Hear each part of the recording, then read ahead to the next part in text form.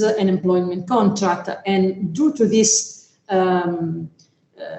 being a regular employment contract, this means that it is regulated by different actors. So the state, the regions, and after that, but it's quite important, national collective bargaining. Which kind of competencies they have, they share, and they have. The national legislators design the general principles of apprenticeships, and these general principles are after that defined at regional level with a specific design targeted to the different regional labor markets. And we have also something that is decided by the collective bargaining. So different competencies are allocated to regions because we are competent with reference to the regulation of the training profiles. Because in Italy, due to the constitutions, that is our fundamental law, it belongs to the regions vocational, educational, and training. Last but not least, social partners, through collective agreements, they decide about everything about internal training. So the training which is a responsibility of the employers, and in some parts which they can vary from sector to sector. They decide about the duration of the contract, for example, and the remuneration of apprentices. This is quite important. What is the we have a stable legal basis for apprenticeships, and the main source of regulation due to the latest reform of apprenticeship in Italy is this decree, which is the 81 of 2015, and it is important because it changed our dual apprenticeship, which is regulated also by another decree, which is an interministerial decree, because the ministries competent on these topics are two. For example, the Ministry of Education, and the other one, of course, is the Ministry of Labor, because I said before that this is an employment contract. But we have to mention that in Italy, apprenticeships are regulated belonging to 1955. And then they have a lot of reforms, and so they were innovated in different years. For example, in early in 2003 and in 2011 and in 2015, like I said before. But the aim is always the same, to promote the integration of young people in the labor market. This does not mean that we don't have apprenticeship for adults, but it's a little bit different. So we have an official definition of apprenticeships, which is the one belonging to the latest Decree 81 of 2015. And as you can see, apprenticeship is an employment contract which lasts for an indefinite period, which is aimed at training and employment of young people.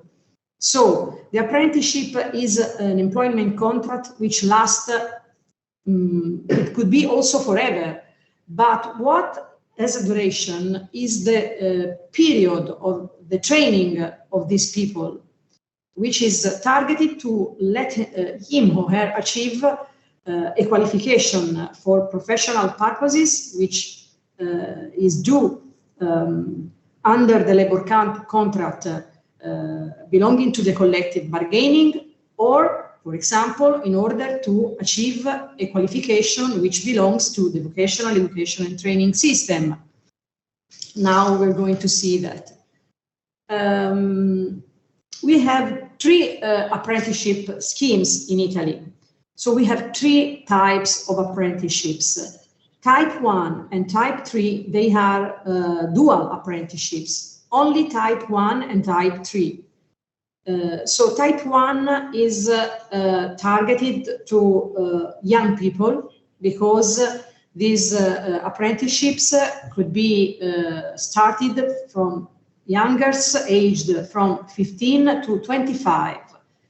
And we are talking about qualification at upper secondary and post-secondary levels, which is quite different from the Type 3 apprenticeship, which is higher training and education and research apprenticeships, still in the dual system. And of course, the qualification we are talking about, they are at tertiary level. So, for example, at university level, not only, but mainly at university level. People that join this kind of employment contract are aged from 18 to 29 years. Then we have the Type 2, which is something interesting to mention, even if it is not dual apprenticeship, but just because it is, just to give you an overview in terms of quantitative informations, about the 95% of the apprenticeships that are activated in Italy. So, as you can see, and as you can understand, the dual apprenticeships is a little percentage. It's growing, but it's a little percentage. And this kind of professional apprenticeships is for occupational qualification, and it has not an educational value. It doesn't lead to a formal qualification within the education and training system, but it contributes to the professional development of people who want to get an occupational qualification. So in Italy, the duration of the training depends also on these three types that we are now talking about. Because belonging to the Decree 81 of 2015, apprenticeship could last in terms of training maximum 3 years usually, or 5 years when we are talking about professions that are referred, for example, to crafts. So activities which are for example, those one really specialized in terms of work by hand, for example. Now I am just give you an overview of what apprenticeships in the dual system is in Tuscany region, because after the regulation at national level, we provided for regulation at regional level, and then we understood that we should work more in depth with companies. And we had some pathways that were provided in an ordinary way from schools, for example. And we had, and we still have, of course, a lot of strategic economic sectors. As you can understand, because I think that sometimes during your life you have heard about our wine sector is important for Tuscany, of course, like tourism, but wine sector is really strong here in Tuscany. And we have over 12,700 wineries, and we have, in terms of other information that I can provide you, 58 recognized geographical indications. So this means different wines which are recognized. 52 of these are DOP, and other are DOCG or DOC, for example. Talking about the kind of companies, we have the biggest one, but we have a lot of small companies. So this was the type employers that we are talking about, and so we decided to intervene to support the use of dual apprenticeships to train wine technician, high wine technician, because of this great importance of these sectors, because they need wine technicians and they need to train them partly inside the company. So we asked the school and we supported in a financial way to convert this ordinary wine technician specialization pathway in a dual apprenticeships. But first, talking about this kind of regional support and this kind of dual apprenticeships, it's important to mention what kind of professionals we are talking about, because wine technician education in Italy has two kinds of professional with both high level of expertise and knowledge. We have a tertiary level, the enologist, which is a qualification obtained by attending a specific PhD program, which lasts 3 years. And we have also at post-secondary level, the wine technician, which is a post-diploma specialization, which lasts 1 year. But before this 1 year, youngers should attend a 5-year high school, which is specialized in enology and wine agriculture. So this is something which belongs to centuries ago. The first school of viticulture and enology in Europe was founded in Conegliano, which is in Veneto region. And after this first school, some others came, and now the situation is that we have this kind of professional, and it is important to explain that the dual apprenticeship is now for the wine technician, so for the 1 year post-diploma specialization. What kind of regional support we decided to provide to convert this ordinary specialization pathway in a dual apprenticeship one? We understood that it was important to support the co-design of this kind of courses, the co-design which happen among the schools and the different employers of the youngers involved in the pathways. So we supported this kind of co-design. And the strategic aim was to raise the quality of the apprenticeships too, which is something quite important, but we'll talk about it later. Which kind of activities were covered by the regional grant? The grant was targeted to the wine technical high schools, not to companies, because companies in Italy has a lot of incentives, for example, and fiscal aids when they enter an apprenticeship. So we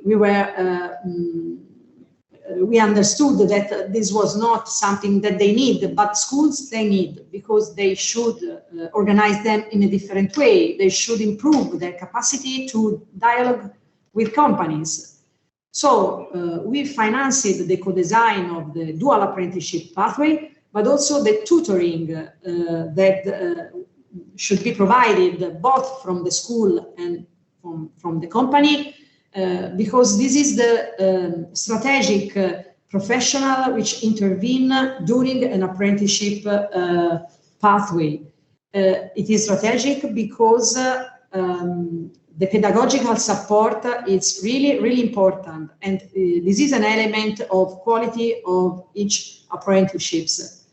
Another activity that was covered by our financial grant was, in case they need to, the realignment of skills. because the dual apprenticeship, of course, is provided part at school and part in company.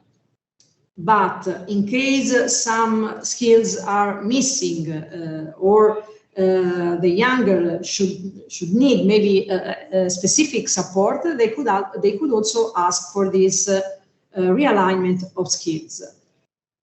In terms of duration, the 1 year specialization is 155 hours. So these 155 hours are divided into external training, which is provided by the agricultural high school. It is external because the perspective is from the company side. And this external training could last maximum 60% of the total hours of the specialization training. So they can decide to make the external training last 60%, but they also can decide to make it more in internal training, which is the in-company training. And I must say that in our experience, the decision is to go 50-50. Of course, this specialization course should be structured in a flexible way to support the integration among the theoretical and the technical practical component of the pathway. And in terms of financial aid, we provide for 2,000 euro per apprentice for the co-design, up to 3,000 euro per apprentice for the tutoring. So the total amount could be 5,000 euro. Which kind of results we had? We involved 71% of small and medium enterprises, which could be something that we expected because of the kind of enterprises that we have in this kind of sectors. But it's important also to mention that we had this 29% of large enterprises, which is now growing. And it is important because dual apprenticeship provided in a small and medium enterprises or in a large enterprises, it differs. And we have to support in a different way. The 87% strongly appreciated this kind of training model. And of course, I am talking about the company because they also said that to wish to be involved in further editions of the first one that we have. And of course, they already are. And 100% they think that this training model can provide for an effective balance among the internal training and external training, even considering the organization of the different companies that we have. Last but not least, the school decided to switch to the wine technician course in the dual way as the ordinary way, even apart from the regional funding. So they decided that the way they provide this kind of specialization pathway is always in a dual way. So I think it is interesting also this to mention. And I am going to the end of this presentation, but I would like to mention in a few words what we are providing in terms of new regulation of apprenticeship for us. In this programming period is really important to reinforce the quality and improve the quality of our apprenticeship. So we are now we are going to approve a new regional regulation for apprenticeships, starting from the national framework and the experience that we had since establishing in 2016 the previous regulation, because we need to review and update this previous regulation, but also we would like to improve the actions that should be provided to a better correspondence to what we have at European level as a European framework for effective and quality apprenticeship, for example. And we have also the chance to go in depth on the inspiring work and research from the International Labour Organization on both apprenticeships and traineeships. So I think that you already know that the International Labour Organization, I think about 15 days ago, approved a specific recommendation on the quality of apprenticeships. And so we decided to have a quality charter of regional apprenticeships, which was designed together by social stakeholders, social parties at regional level. And this is the first case of a quality charter at regional level in Italy that we can have, because we have a long tradition in quality frameworks, because the first one that we have, long before the European framework for quality traineeships, was, of course, for traineeships in 2012. What kind of key elements we have in our regional quality chart? We decided to reinforce the involvement of social partners in regulating and designing apprenticeships, because sharing different views, different experiences is always important, but in terms of collaborating of social partners is strategic. Then we decided to invest in labor market and skills intelligence systems, because they are strategic too, to assess current and future demand for skills, but also to design or adapt in the right way the apprenticeship offer, something that I already mentioned on the wine technician dual apprenticeship pathway, could be also made for other types of sectors or for other skilled needs, because it's the easiest way to provide for that skills, the skills that employers need, that the labor market needs, anticipating them. Then we decided that to increase support to companies to set up and implement apprenticeships, especially for small and medium enterprises. It's very hard sometimes to organize an apprenticeship, because it's an employment contract, because sometimes they are not able to implement the good relationships within the vet providers or the schools. And of course, it's important to monitor and evaluate which kind of impacts our apprenticeship have for a better regulation. And then something which we think it's quite important, improving the safety and health at work services and activities. Improving, for example, the tutoring activities, because of the importance of the pedagogical aspects, provide for a better balance among training on the job and training in schools or vet providers, and also improving our career guidance activities, introducing a special, for example, pre-apprenticeships programs, which does not exist here in Italy at the moment. And then we decided to adopt this ecosystem approach for sectoral or professional skills, which is something similar to the wine technician experience that I presented you a few minutes ago. It's important also to mention that the regional chart for quality apprenticeships, among the key elements, establish also that we would like to improve the regional, national, and European also collaboration for apprenticeship quality.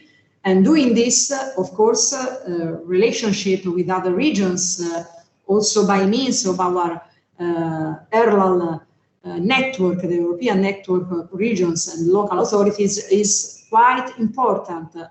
Today is something really in line with our Charter for Quality Apprenticeships. And so I hope that we can join again together a webinar like this, but also maybe some activities to provide together in order, for example, to allow apprentices to go abroad and to share a mobility program, which is something that we miss in the moment.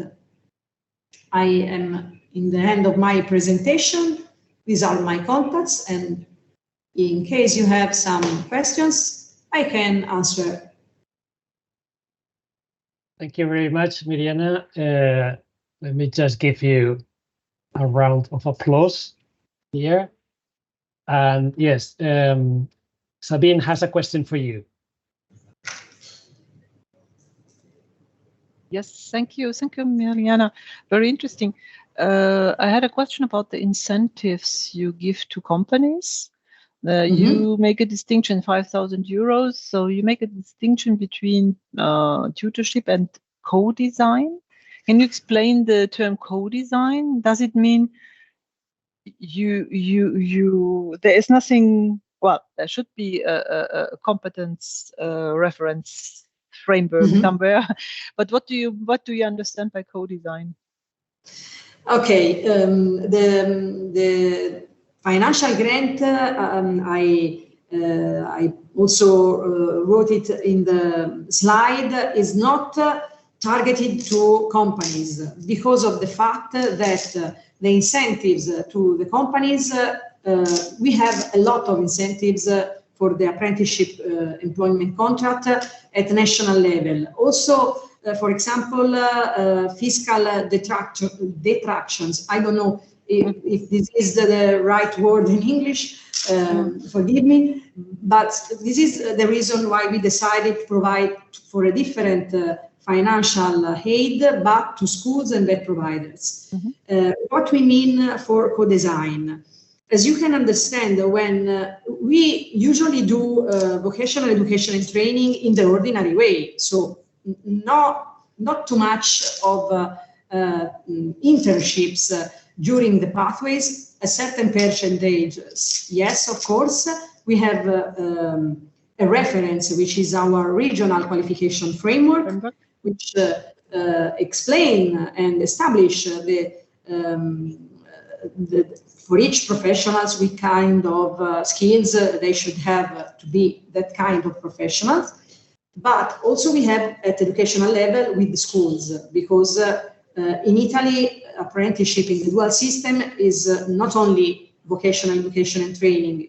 It could be also university level and also education level. What we understood studying our economic environment is that sometimes we have not so good relationship among companies and vet providers or schools, because they don't dialogue too much. So from one side, we have this ordinary way that you usually have for delivering a specific course. From the other side, you have this bad dialogue among companies and schools, but schools and vet providers, because they are the one that follow the regional qualification framework or the framework for the education that is given at national level, they are the ones that face the more effort in converting in a dual apprenticeship pathway, the ordinary one. So we give the schools this money to project together with the company the specific training that they want for their apprentice, because for example, we have the wine technician, which is a general pathway, one year, but a general pathway. But maybe I have a company which is producing the Brunello of Montalcino or the Chianti Classico. and they have difference. They are wines, of course, but they are different. And what I am producing, my company produces in a way, it has an organization. The general wine technician could not apply to me if I didn't train my apprentice in a different way. So the school is asked to make this effort to curve, let me say that, the ordinary pathway to a different and dual pathway in order to encounter and meet the need of this specific company for each apprentice. So this is the reason for and the explanation for the co-design. Co-design, okay. About the tutoring, I didn't mention in the slide, but I can provide you with this information. For dual apprenticeship only, we have two kinds of tutors. They are mandatory. The company tutor, which follows the apprenticeship in company training, and we have also the vet provider tutor, which follows not only in the schools the training of the apprenticeship, but it is the bridge among the training that is given at school and the training provider in the in-company way. Thank you. That makes it clear. So, some kind of an individual adaptation to the company needs means a work together with the school to adapt the course and the training pathways for the youngster. And then you pay a little bit more than to the average company. Okay, understand. Mm-hmm. Good. Thank you. Great. Thanks for your interaction. Are there any other questions for Miriana from our listeners? If not, I've got one. Miriana. Okay, so there's this Spanish tradition that when a new government goes into power, the first thing they touch is education. They don't like what the previous government has done in education policies, and they change them like upside down. And of course, we're having elections at the end of this month, so we don't know what's going to happen. And I wanted to ask you, because in Italy, you had elections not so long ago. Is the government of Giorgia Meloni planning on changing anything about education? Yes. Especially vet education? Yes. They are not talking about, at the moment, to change something on dual apprenticeships, but they are talking about reforms and introduce some new kind of schools, because they would like to improve the made in Italy sector. In Italy or everywhere, when you say made in Italy, is everything: wine, food, fashion. So it's something that could be understood like a tricky expression, let me say that. But they would like to improve the technical activities. And also we decided to improve, for example, the vocational education and training, provided a Tiger level, tertiary level, provided from the ITS Foundation academies. They are something really interesting. Maybe in other webinars we can explore in depth this. But they are technicians belonging to the vocational education and training sector. But they are established vet providers at tertiary level, so vet level, and we are improving. They are talking about some reforms, for example, in schools. In schools, I mean the education part, which is not the competence of the region. But until now, I think that the one of Made in Italy schools is the most real at the moment. Okay, thank you very much. Thank you for your answer. Have we got any other questions for Miriana and the Italian vet system? Not a question, but an offer for cooperation for the pre-apprenticeship training. If you're interested to hear more about our experiences in France, you're very welcome to exchange with colleagues, and I think that can be interesting Thank for you you so to hear much. what we are doing. So it's for us, it would be really fantastic also because of other kind of work-based learning activities that we have, especially in the artisanal sectors, which is quite important in Tuscany too. And we have some links and connection with you in France. So if you don't mind, we can keep in touch by mail, and maybe we can fix something. I mean a call, and explore this and also the apprenticeship, the pre-apprenticeship program that you provide for, because for us it could be the first time. Thank you so much for your offer. No problem. You're welcome. Thank you. Thank you. That's nice. We've got a match here.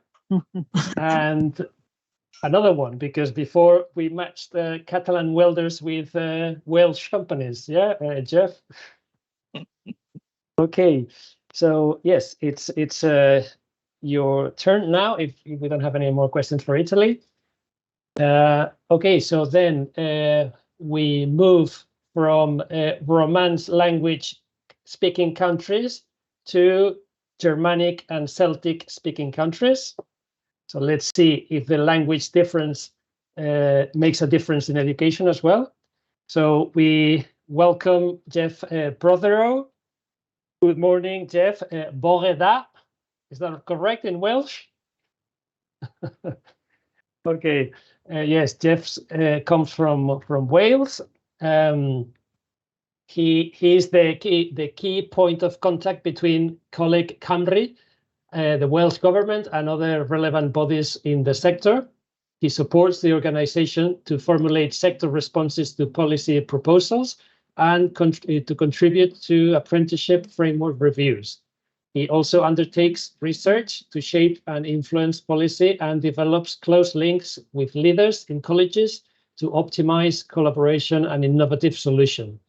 He also convenes working groups and lead on the development and submission of grant applications and other relevant bids for funding on behalf of the further education sector to enhance work-based learning and employability outcomes. So again, an expert on the topic we're dealing with today. So we are very excited to listen to you. And when we were preparing your presentation, Jeff, we agreed that we would do it a bit differently, that it would be a kind of conversation between you and me.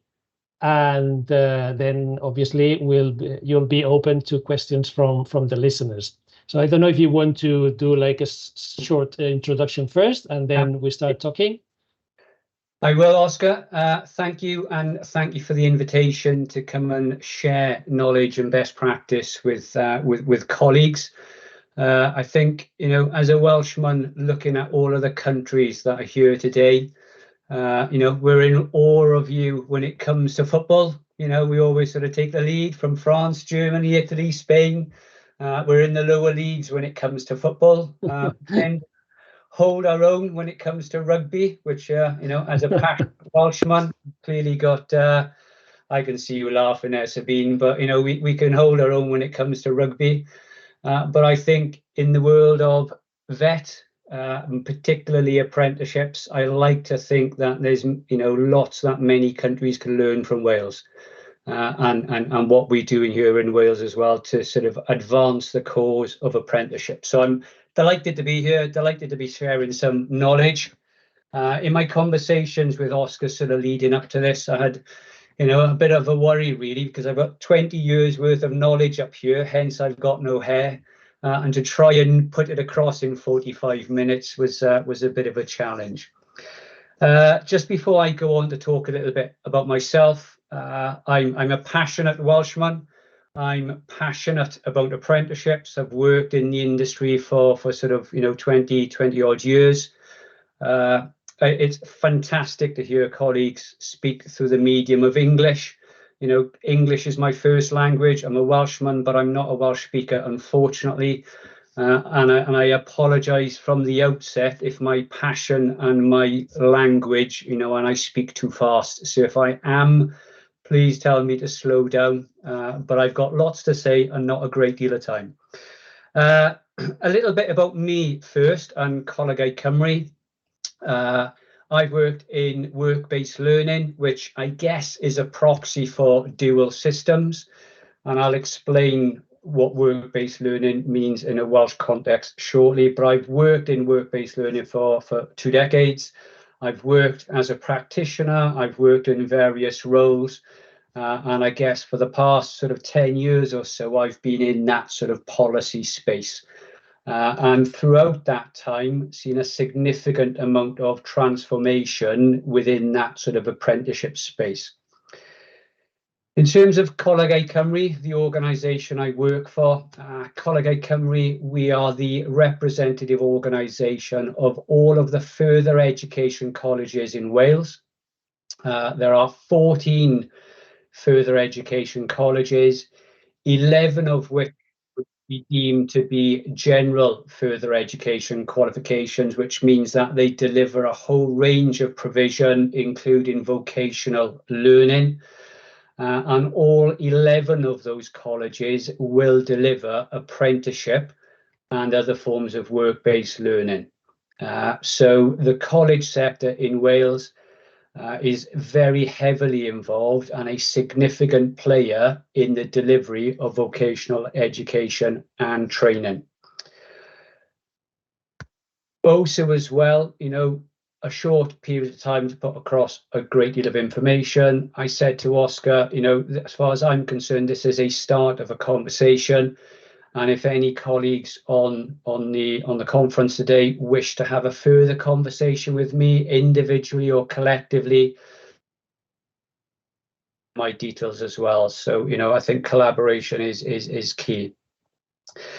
I did speak to Oscar, I think it was on Monday, I think, Oscar, wasn't it? And I said, look, you know, I haven't really put together a presentation because I really wouldn't know where to start. So we'd have a bit of a discussion.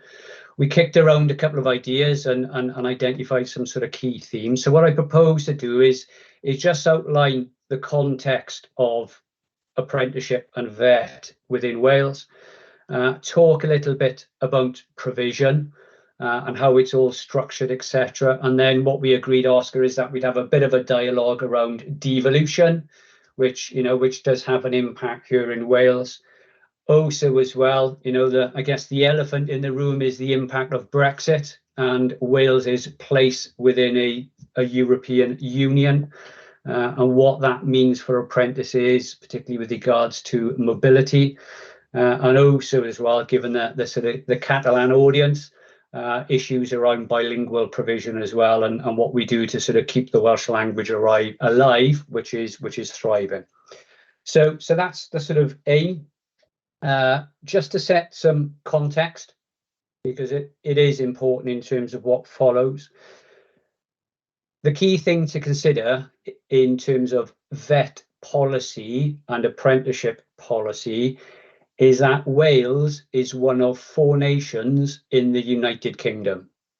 And I appreciate everybody would know that, but the main thing to consider is education and skills is a devolved issue. And that has an impact in how education and skills is delivered in each of the nations. And the population of Wales is just over 3 million, so 3.1 million. The population of the UK is 67 million. And, you know, what we have is, you know, the percentage of the population is just under 5%. And when you're operating in a environment where the infrastructure and all of the actors supporting vet and apprenticeships delivery are very much focused on England, which represents 85% of the population, then there are direct and indirect impacts on the devolved administrations. So Wales as a nation has its own apprenticeship policy, its own approach to apprenticeship and vet delivery. But listening to colleagues today, it is not that dissimilar to what happens in other countries. And, you know, as bizarre as it may seem, listening to Sabine earlier today, there is more correlation between the Welsh apprenticeship system and the French apprenticeship system than there is between the Welsh apprenticeship system and the English apprenticeship system. And what we are seeing is the divergence of England from the other nations of the UK. And, you know, I'm amongst European colleagues today, and I think you'll find, and you may well be aware, that there's more of a gravitational pull of the devolved administrations to Europe than there is to England. And, you know, and that is sort of unfolding as we speak. And I continually say to stakeholders, employers particularly, you know, England is an international partner when it comes to education and training. It's chalk and cheese. Okay, so that's a bit of a context in terms of how we're operating. If that's not complicated enough, what we're also seeing now is that devolution of power to the regions. You know, Mariana, Tuscany region of Italy got quite a lot of governance and sort of autonomy there. We are seeing an increasing devolution of autonomy to the regions in Wales. And there are 4 regions in Wales, you know, a population of 3.1 million, 48% of that population is in one region, which creates some sort of disparity in terms of resources. So 4 sub-regions within the nation of Wales, within a wider United Kingdom. And, you know, we're also seeing a devolution agenda in England as well, which, you know, is going to add further complication. Because ultimately, each region will want to compete against each other for inward investment and development, etc. So we're creating an internal market, which you know, has benefits, but generally, when you're trying to navigate a national picture, obviously causes some problems. Work-based learning, which I will use as a proxy for VET and the sort of dual system, but work-based learning in Wales is ultimately owned by the Welsh government. And we have a left-leaning Welsh government, Welsh Labour. I guess the clue is in the title in terms of their sort of drivers. And apprenticeship and vocational qualifications are very high on their agenda. In fact, in the last 3 assembly elections, Welsh Labour and their commitment to apprenticeship was one of their 6 top priorities alongside healthcare and schools. So in terms of the national dialogue, apprenticeships is very high on the agenda, which is good. And it's something that, you know, I and colleagues have been sort of campaigning for some time. Welsh Government own apprenticeship policy. Welsh Government own VET policy. And what and with that comes funding as well. But what we're seeing, and it's going to be very unique, as I understand it, one of only 3 countries across the world that have got a similar system in place. But from the 1st of April next year, there will be the establishment of something known as the Commission for Tertiary Education and Research, which will bring together all forms of post-16 education, including higher education and research, into one overarching body. So New Zealand has a similar approach, the Republic of Ireland has a similar approach, and Wales will be the first country in the UK to bring all of that learning and all of that resources together. And that will have an annual budget of £832 million per year, which, when you consider the overall funding for the Welsh Government is around 16 billion, it is a significant resource. And, you know, the issues that Sabine was raising earlier about degree apprenticeships, different funding streams, disparity between that, the hope is that the Commission then will begin to provide, you know, balance and a far more, you know, logical approach to the delivery of funding. So we're not competing. So departments aren't competing for each other. Programs aren't competing for each other. You know, it is more sort of coordinated. So it's exciting times in that respect. You know, but still quite a bit of way to go with that. So that's the context within which we're operating, which is complicated for me to explain. So how anybody else can understand it, I don't know. In terms of provision, 3 key programs really, and you know, again, great listening to sort of colleagues. I think, you know, ultimately we all have the same functions. It's probably just called different things. You know, apprenticeship is apprenticeship. And I think, you know, all countries that I've spoken today have got that sort of apprenticeship model. We've also then got a youth employability program, which could be deemed a pre-apprenticeship program, which is called Jobs Growth Wales Plus, and I'll explain that in a bit more detail. And then we have an adult employability program, personal learning accounts, which again I'll sort of explain. So 3 Welsh Government owned, Welsh Government funded national programs that operate across Wales within all of the regions. And that is something that, you know, is clearly important to have programs that people can understand and know the sort of progressions into and progressions from. Apprenticeships is my thing, hugely passionate about apprenticeships. Just to provide some further context to that, Wales has an all-age apprenticeship programme. Anyone of any age can undertake an apprenticeship programme within Wales.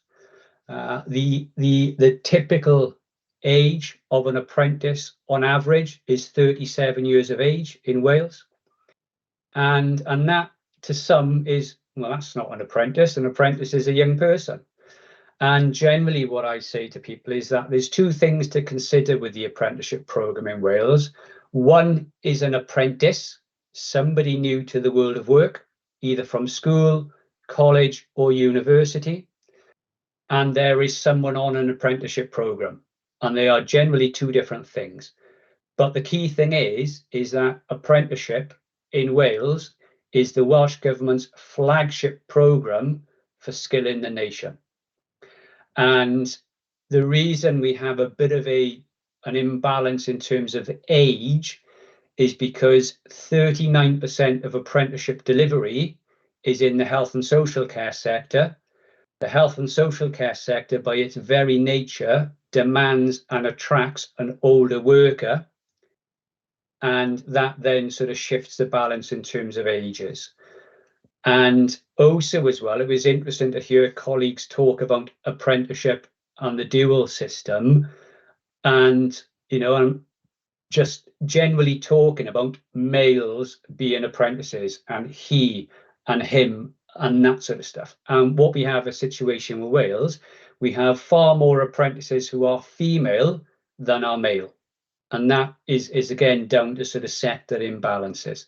So it's an all-age programme. Numbers wise, there are generally around 21,000 apprenticeship starts each year. Now, to put that into context, every year around 31,000 young people leave compulsory education. So to put a bit of a scale on that, so 31,000 young people leave compulsory education at the age of 16. But then generally there's around 21,000. It's been as high as 27,000 apprenticeship starts each year. And given apprenticeship is generally anywhere between 2 to 4 years, there are around 47,000 apprentices on programme at any one time in Wales. So the scale of the programme is significant. And the Welsh Government has committed to 125,000 apprenticeship starts over the term of this Senedd, which is a 5-year period. So they're looking at about 25,000 starts each year. Okay, so that's a sort of scale of the programme. We talked about degree apprenticeships. I think there's a conversation Sabine and I need to have at some point as well to put the worlds to rights in terms of, you know, degree apprenticeship. Piloting stage at the moment, relatively small numbers, but I'm a big advocate for degree apprenticeship because of the continuum of apprenticeship. However, there needs to be parity in terms of funding, employer engagement, etc. Because I think there is the opportunity to explore that. Typically, apprenticeship is level 3, EQF level 3. There's a move towards 4, 5, and 6. All right, so we're moving in that direction. So the overall direction of travel for apprenticeship in Wales is a younger apprentice at a higher level. So that's where we're headed. To feed apprenticeships, we have Jobs Growth Wales Plus, which is our youth employability programme. That is aimed at 16 to 19-year-olds who are not in education, employment, or training. NEET. I don't know if it's a phrase that colleagues use across Europe. There are generally around 10,000 16 to 24-year-olds who are not in any form of education, employment, or training. And Jobs Growth Wales Plus is a programme aimed to engage young people to get them into further education, employment, or training. And I'm sure it's a case for colleagues. You know, we are still dealing with a COVID generation, you know, people who were locked in their bedrooms for 2 years, and all of the issues that brings in terms of mental health, well-being, confidence. So the Jobs Growth Wales Plus programme is just about engagement. It's about getting them out of the house, doing engaging activities, sports, outdoors activities, a little bit of confidence building, a little bit of basic skills, literacy, job search to get them moving forward. And there's around 5,500 people go on to that programme each year. We then also have the Personal Learning Accounts programme, which is aimed at those individuals who are already employed below the median wage, which in Wales is about £28,000 a year, below the median wage, with a view to skilling, upskilling, or reskilling them to work in priority sectors to try and get them above the median wage. And we have around 16,000 individuals going through short course provision to try and sort of move them along within the market. So the dual system, the work-based learning system in Wales, we seem to have all bases covered, but there are some gaps, and you know, there's quite a great deal of discretionary funding available to colleges to fill gaps, to get people on the ladder, and then to sort of move them along. Okay, so that's the sort of system. In terms of how that works in reality, as I said, there are 14 colleges in Wales, 11 of which are sort of general colleges. Work-based learning is heavily reliant on European social funding, which, you know, myself and Oscar will chat about a little bit later. Clearly, you know, that will come to an end at the end of this year. So quite a bit of significant European social funding. Every 5 to 7 years, Welsh Government will procure providers to deliver their programmes, and they would be sort of commission contract holders. There's 10 commission contract holders across Wales, but there's about 100 providers of apprenticeships and work-based learning. All colleges will deliver. There'll be private training companies, there'll be charities, there'll be third sector organisations, and indeed employer organisations as well. So it's quite a complex mix of provision. It's all subject to annual commissions based on regional priorities. So the infrastructure we have is that each of the 4 regions of Wales will have a regional skills partnership. That is an employer body. We talk quite a lot about, the sort of model in France, the model in Germany, the chambers of commerce, and how that structure drives apprenticeship. It's not something we can do overnight in Wales, but we're trying to replicate it by having regional employer bodies who influence Welsh Government, who ultimately then influence provision. And that's a developing and improving sort of situation. And similar to what other colleagues have said, the key thing about apprenticeship in Wales is that it is all employed status. There is a contract of employment. There is a big fair work agenda within Wales, driven by the Welsh Government, which is a left-leaning government. Employers are central to the apprenticeship programme in terms of the design, the development, the support, the recruiting of apprentices, etc. There's an apprenticeship agreement in place, and also as well is continual dialogue with employers, to continually improve the apprenticeship offer.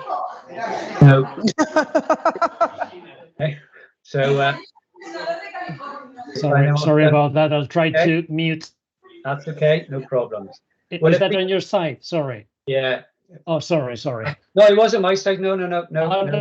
Okay, sorry about that. No laughter in my office. But it beats the kissing we had at the start of the session, Oscar, doesn't it? So the kissing we heard. So, just in terms of where apprenticeships needs to be improved in Wales, we've got gender, we're pretty much okay, but there's a disparity in terms of where that gender segregation is. Typically, construction, engineering, manufacturing, very male orientated. Hospitality, catering, health and social care, very female. So we're trying to get, more males into social care, trying to get more females into construction. So we're working through all of that. We've got a great deal of work to do to sort of change the equality and diversity of apprenticeships.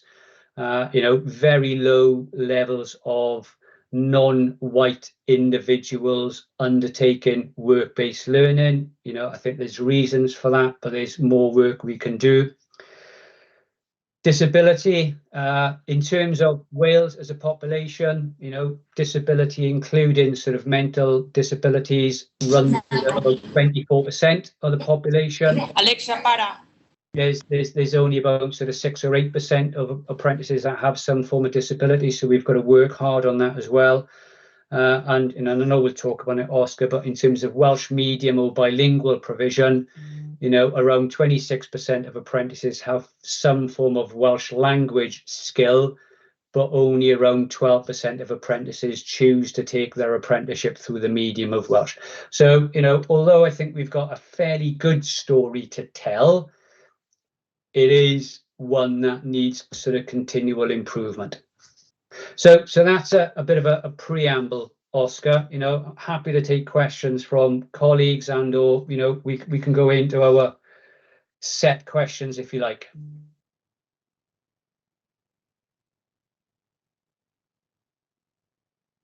Yeah, sorry, I was just saying goodbye to Miriana, who has to leave. She just said, hang on. She just said, yeah, sorry, I must leave. Thank you so much for this inspiring session. Let's keep in touch, as we said. So yes, maybe we're just establishing some bonds here between countries. And well, I was quite shocked to hear that your vet system is closer to France's than to England's. Yeah. Actually, that was a shocking piece of information. Yeah. Yeah. And it's something, and I guess when we're amongst colleagues like this, Oscar, I think everybody understands the vet system and the apprenticeship system and can understand the international nuances. The problem we have in the UK is employers. So, there are some large employers that operate across all regions and nations of the UK. And, for employers, they ultimately want the same system, so they would think apprenticeship in Swansea is exactly the same as an apprenticeship in Hull. Well, they're not, and for employers, particularly, they have to navigate the 4 systems in the UK. And also as well, I think it was discussed earlier about issues of mobility. There's issues then for apprentices mobility. Now, what I keep saying to people, who are interested enough to listen to me, whichever way you look at it, an apprenticeship is just a vehicle for skills. Skills is skills. Bricklaying in France is exactly the same as bricklaying in the UK and in Wales, as is floristry. So what we can't forget and what we can't lose sight of is skills is skills. And however those skills are packaged or funded or promoted, to some extent, it's irrelevant. And I think that's the message that we need to keep saying to employers who operate across the UK and indeed across Europe.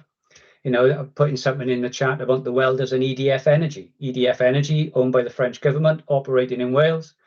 They're still looking for skills. Airbus, has got 2 sites in the UK, one in Wales, one in England, sites in France as well. And that's the importance of Wales aligning itself to the European model, the EQF, the Equivet, and everything else that it brings.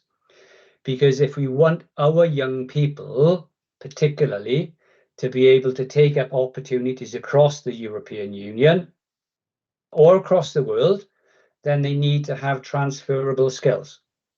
And that's, that is key. But you're right, Oscar. If you look at it in that stark reality, England is an international country when it comes to apprenticeship provision.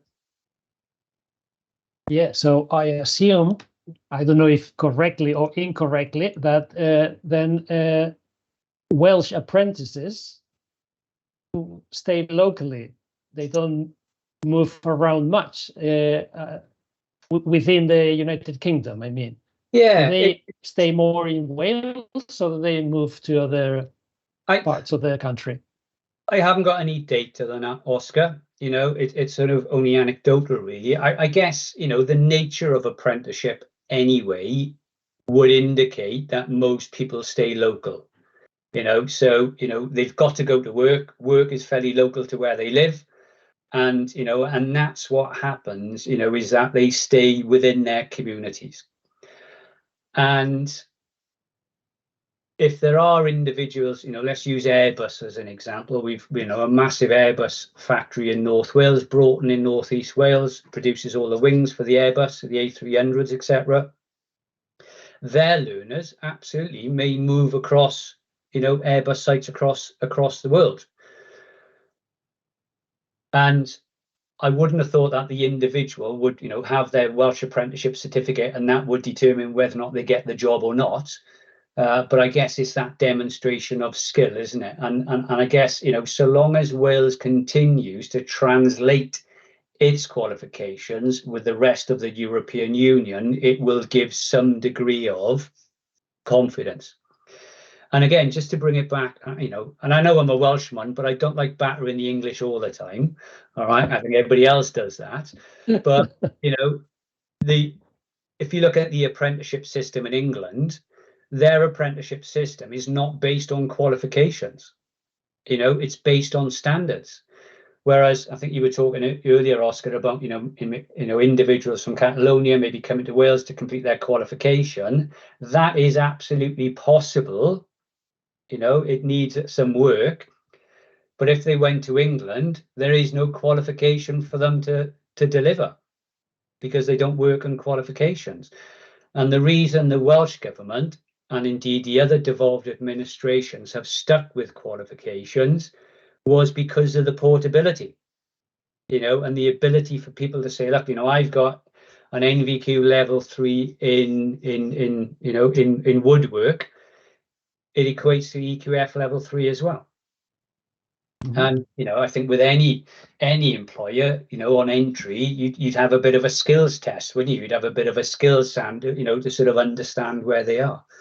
But we do have apprentices working in England. We do have apprentices from England working in Wales, and particularly with those sort of transient workforces, construction, engineering, manufacturing, etc. They will move around. And a fantastic statistic, I guess, in terms of world skills, Wales has less than 5% of the population, but generally we have anywhere between 12 and 15% of the UK team comes from Wales.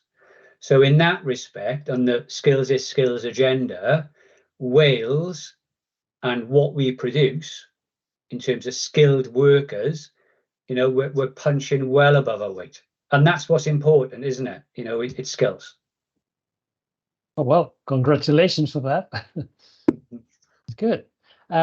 So going back to Brexit, I don't know if you've noticed a change in like the incoming apprentices from around Europe. I don't know before the Brexit if you've received a lot of apprentices that just came to do an internship of 2 or 3 months and then went back to their countries. I don't know if you've noticed a big change and you've received less European students now. I again, no hard data on that, but clearly Brexit has had an impact. I won't go into my own sort of political persuasions or my sort of voting sort of persuasions, but Brexit has had an impact.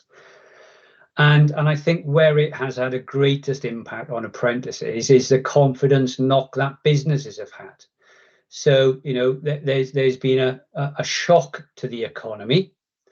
The expectation was we would have been out of it by now, but we're still in on that borderline of recession in the UK, stubbornly.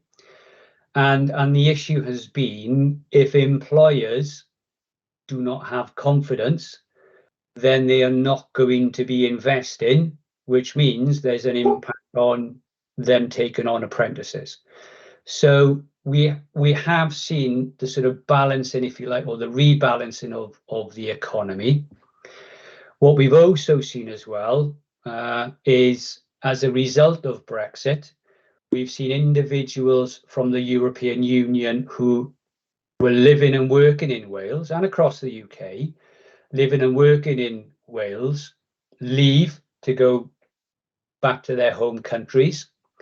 That then has left a great deal of demand in certain sectors: hospitality, catering, agriculture, etc.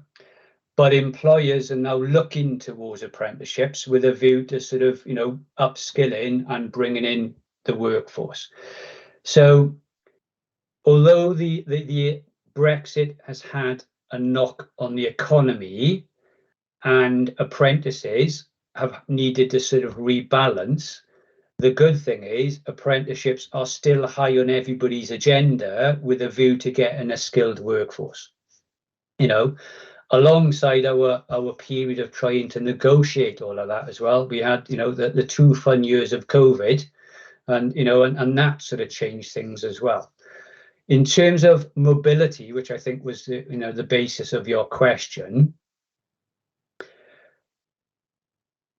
we do have individuals who are apprentices take part in mobility programs, because the way that the mobility programs in Wales are generally operating and run, it's by the colleges. And what the colleges will do, let's say that it's a cohort of engineering students, a college will have maybe 15 students on an engineering course who are mainstream FE learners. So they attend college full time, and then they will backfill that course with, let's say, 5 apprentices who attend part time.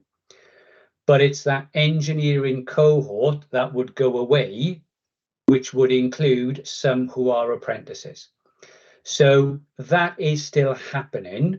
And again, I think well, sure it was Sabine, I think, put a call out for sort of, continued mobility and continued partners. Wales is very much open for mobility.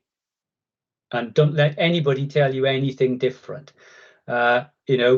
What we are seeing as a result of our Brexit and our departure from the European Union, the Welsh government and Wales still very much wants to align itself to European partners.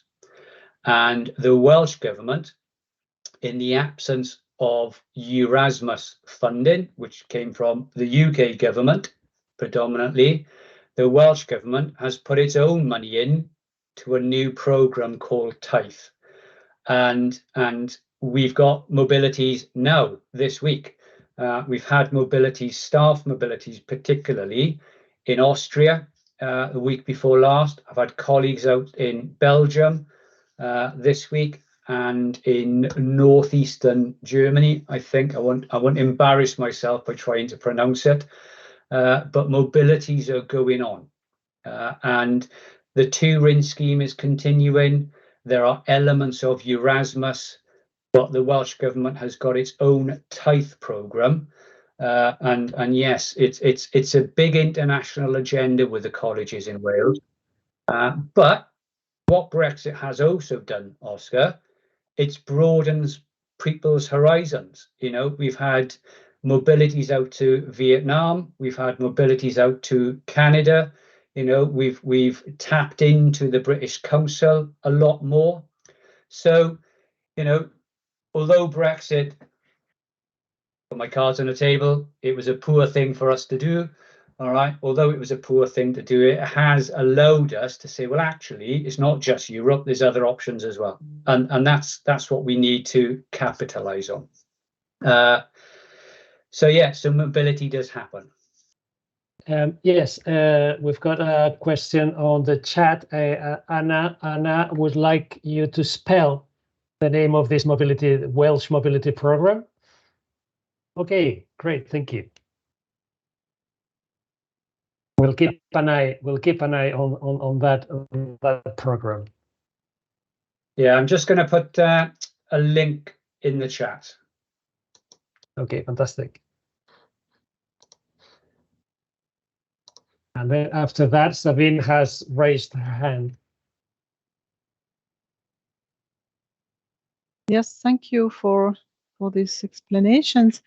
About the mobility, the only thing is when we want to, I was with staff mobility several times in Wales, and it was really interesting to see your system, and we were very impressed in particular by what you are doing to services for company.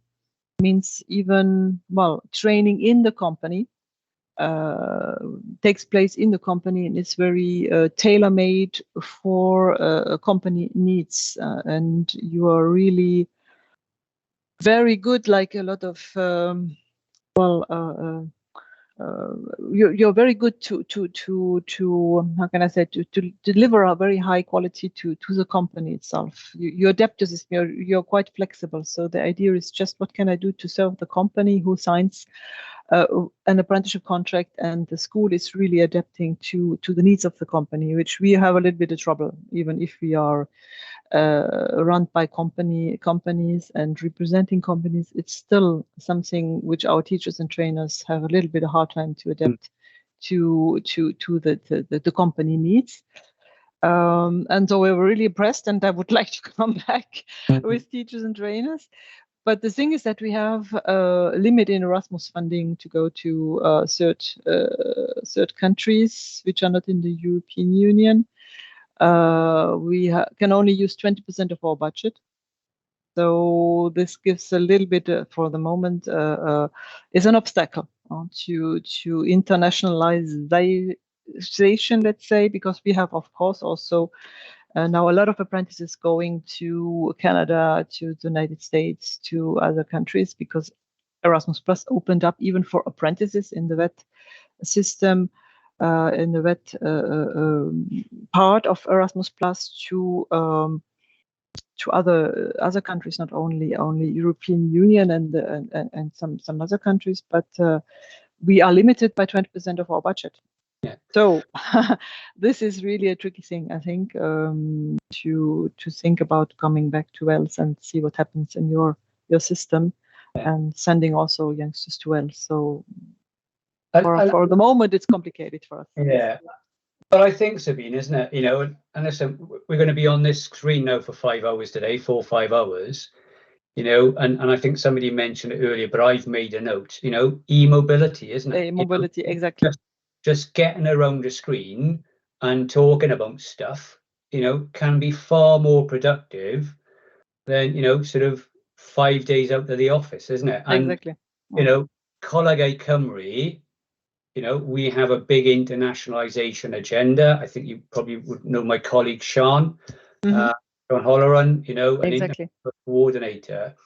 You know, there are mechanisms that we can adopt. Exactly. You know, and we could bring employers in, we can bring Welsh Government in, we could talk about stuff. You know, we could, you know, we could video factory walks. You know, there's a whole range of things that I think we need to start thinking about. But I guess, you know, my call to action really for everybody is that, look, you know, Wales is open for business. You know, we want to do mobility. You know, we want to share best practice. We want to align ourselves to a European model, and that's not because we, you know, because they're English and we don't want to align to the English. You know, and that's, you know, that's a different thing. If it was rugby, that'd be a different thing altogether. But the models are just different. You know, England is diverging from the rest of the UK when it comes to apprenticeships and skills. Fact. And, you know, there are lessons to be learned and there are lessons to be shared as well, isn't it? And I think particularly as Wales now embarks on this new era of the Commission for Tertiary Education and Research, where, you know, the oversight and the funding and the regulation and the monitoring and the data and all of that sort of stuff, you know, is given away by Welsh Government. And, you know, and to have a budget that is second only to the healthcare budget in Wales, you know, is brave new territory. And, you know, I think there's lessons that could be learned and shared with that as well. And, you know, Scotland have asked for a similar discussion. Interestingly, the Association of Colleges, which is our sort of counterpart in England, they've released their manifesto for the UK general election next year. So, you know, you've got yours this year, Oscar. You know, we've got another general election next year. And in the Association of Colleges manifesto, they've asked for one body. Because if you look at the education and skills system in England, it is a bloody mess. You know, there are so many actors, so many, you know, interrelationships. It's really difficult for people to get stuff done. But, you know, I think there's lessons to be learned, there's lessons to be shared. And I would say, Sabina, you know, if it's a monetary thing, I'm not sure what we can do this side from Tithe. I'm sure, you know, we can gain, you know, get funding to host, etc. But in terms of, you know, linking up with anybody on the call, really, to do some sort of e-mobility and to drill down in stuff, you know, as you could probably tell already, I could talk for hours on this stuff, but to drill down in particular things, you know, I think e-mobility is the way, isn't it? It's the way, yes, on a virtual basis exchanges. Yes, you're right. Yeah, you're right. It's obvious. Thank you. I'm coming back certainly about this to you. Yes. Have we got another match here? I think we do. It is being very productive this morning. Okay, and another thing I'm particularly interested in is language. You, the same as Catalonia, have 2 official languages. Yeah. But I believe that the situation of Welsh and Catalan is quite different, because here in Catalonia, Catalan is spoken much more than Welsh spoken in Wales, I believe. And for example, it's for the Catalan administration, it's an obligation to speak and understand Catalan. In fact, us teachers are asked to get a certain degree, an official degree in the Catalan language to be able to teach in Catalan schools. And I think I've lost my thread. Yes, well, I just wanted to if you could tell us a bit about the situation of Welsh in the world of vet. Yes. And in the world of vet schools. Is it obligatory for students, for teachers? One thing like in Wales, and it's interesting, you obviously Dominic's colleagues talk about the sort of mandation to stay in school until 18. It's interesting to hear you talk, Oscar, about obviously the obligation, and I guess the mandation for people to be able to speak Catalan. Welsh government doesn't like mandation. So although in England it's a mandatory requirement to stay in school until 18, that is not a mandation in Wales. And the premise is really, look, we'd rather put on exciting and engaging and interesting provision so people want to stay in school or education until 18, as opposed to being made to do it. And similarly, with regards to the Welsh language, I think it's more carrot than stick. And more about sort of developing provision. So there are currently 3.1 million people living in Wales. Welsh government has, a stated ambition to have 1 million Welsh speakers by 2030. So, that's 2050, not 2030. So by 2050. So what they're looking for is a third of the population being able to speak in Welsh. And as a result of that, there are Welsh language standards. So any organisation that has any form of Welsh government funding, so NHS, fire services, police services, local authorities, etc., Colegau Cymru, were bound by the Welsh language standards, which means that they have to be able to deliver a proportion of their service through the medium of Welsh. And what that is doing, that is creating a draw for Welsh language speakers, because what we're looking to do is promote the Welsh language as an employability skill on exactly the same footing as literacy, numeracy, and digital literacy. Because if somebody has the ability to converse and particularly write through the medium of Welsh, they will be in a very positive position when it comes to securing employment. So we're trying to create a situation where people want to learn it for whatever their personal drivers are, so we can increase the level of Welsh language spoken in the workplace.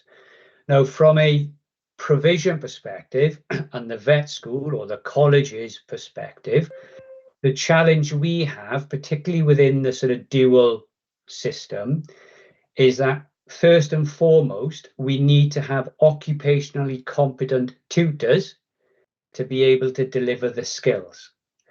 Now, some of them may well be able to speak through Welsh, but may not wish or feel they do not have the confidence to be able to deliver through the medium of Welsh. And we obviously need to recruit occupationally competent people first, above the people who have got the ability to speak through the medium of Welsh.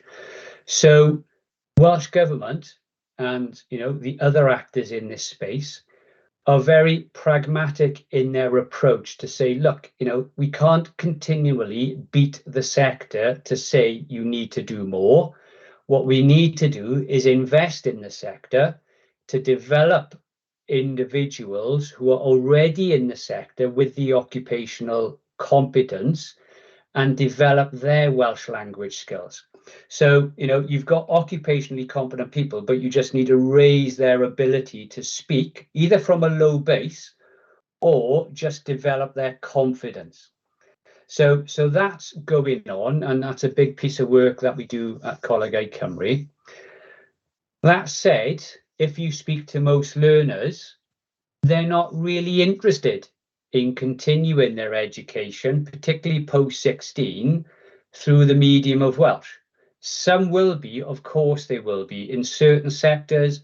Agriculture, it's important. Health and social care, it's important. Childcare, it's important.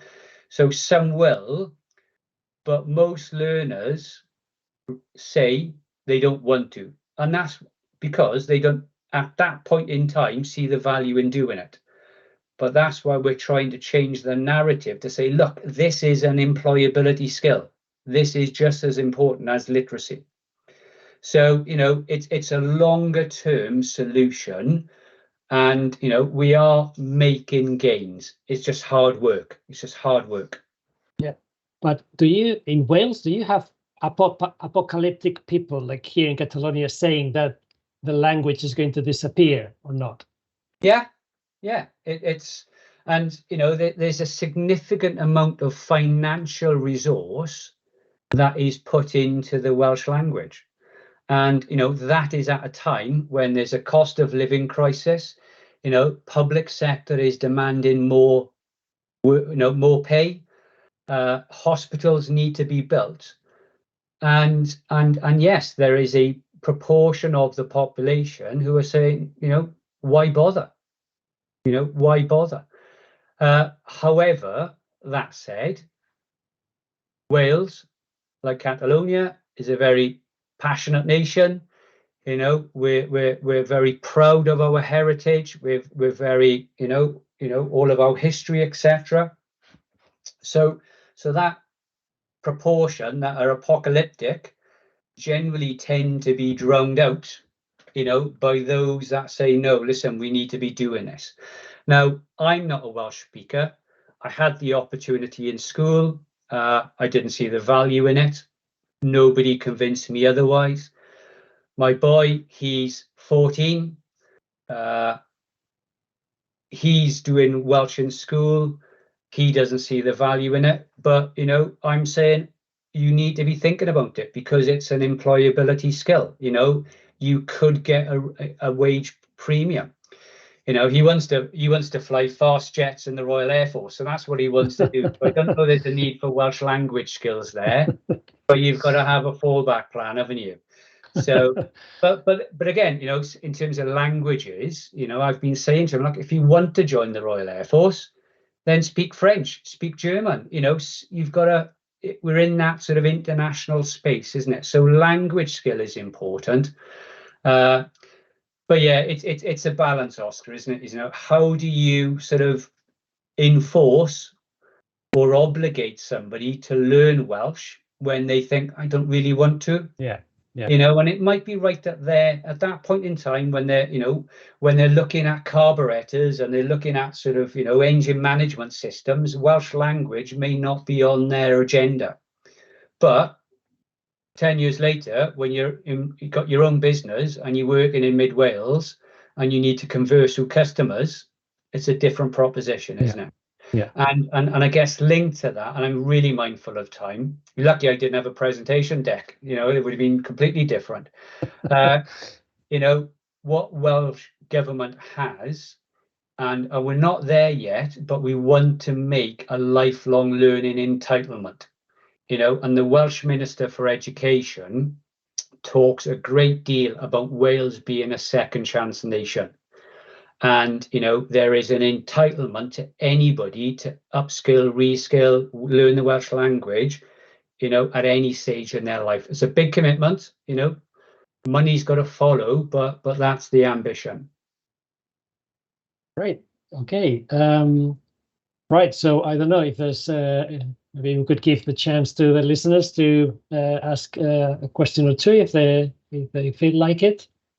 Have we got any questions for Jeff? No questions. I've either stunned them, or you know, or bored them senseless. But maybe they're trying to ask you something in Welsh and they're looking it up. Well, I would struggle to answer anyway. But no, I put some details in the chat there, and as I said at the start of this, look, as far as I'm concerned, this is a start of a conversation. If anybody wants to follow up, my email's in the address there. If Oscar, if from a Catalonia perspective, if you want a further meeting to drill down in some stuff, then let me know. Yeah, that was great. Thank you very much, Jeff. Okay. And well, according to the planning today, we've got a last block of 2 speakers. But before going into that, maybe we should have a little break. This time I propose a bit of a shorter break. So maybe we could meet again in 15 minutes. If everybody agrees, we could meet again in 15 minutes, 1:45 continental time, 11:45 British time. Yep. Okay, cool. Great. So let me just share an appropriate slide until we come back. Okay, so see you later.